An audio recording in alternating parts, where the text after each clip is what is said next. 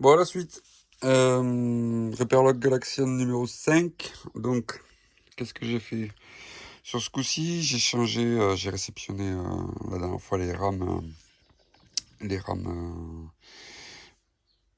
pour les sprites. Donc ça, c'est les deux EPROM qui gèrent les sprites. Ce coup-ci, donc j'ai réceptionné ces deux rames-là.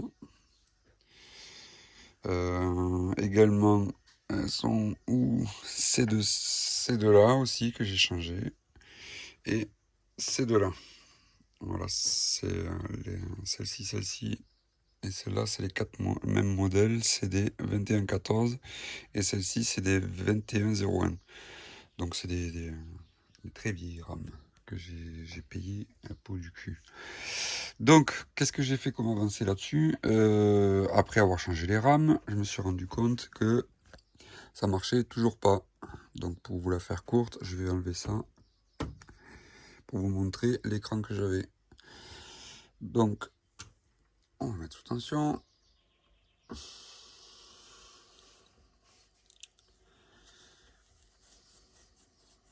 Donc typiquement, j'avais un écran comme ça. Voilà.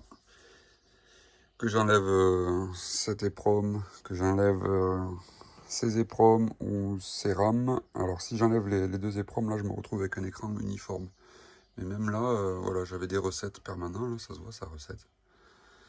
Ça recette, ça recette. Voilà. Donc ce que j'ai fait, je me suis dit, bon, je vais refaire tous les supports. Alors j'ai changé tous les supports là, le support de cette EPROM là, et le support de cette EPROM du processeur. Et bien figurez-vous que ça n'a rien changé. Donc je le remets. Donc je me suis dit, mais il y a un truc quoi. Il y a un truc, c'est que quoi que je fasse, j'ai toujours cet écran de merde. Donc qu'est-ce que c'est qui est commun quand on enlève une EPROM, une autre et qu'on a toujours le même affichage? C'est ça. Alors je vous avais dit dans une précédente vidéo que j'avais récupéré un processeur, un Z80, et qu'il me faisait des trucs bizarres au démarrage. Concrètement, il sautait, l'affichage sautait et ça faisait comme un problème de synchro. Donc je me suis dit, bah écoute, qui tente rien à rien. J'avais remis le vieux à l'époque, donc qui tente rien à rien, je vais réessayer avec le neuf. Donc j'ai ressorti le neuf, je l'ai mis en place et à l'allumage, maintenant je me retrouve avec quelque chose comme ça, un écran noir. Et là je me suis dit, bon, il y a quelque chose. Déjà, il y a quelque chose, mais j'ai pas d'affichage, je comprends pas. Alors en regardant un peu sur la patte 21 du 26 du processeur, c'est la patte de recette. Et je m'aperçois que le recette, le signal fait que des sursauts comme ça. Donc qu'est-ce que je me dis? Je vais faire un petit pont. Je vais là, c'est un jumper, hein, c'est prévu à la base pour ça. Ça fait un pont vers la masse et ça force le signal recette à l'état haut. Donc là, j'ai soudé ça vite fait là pour voilà, alors c'est pas terrible, mais bon, au moins ça a le mérite d'être pratique. Je peux virer le pont plutôt que de faire une soudure à chaque voyage.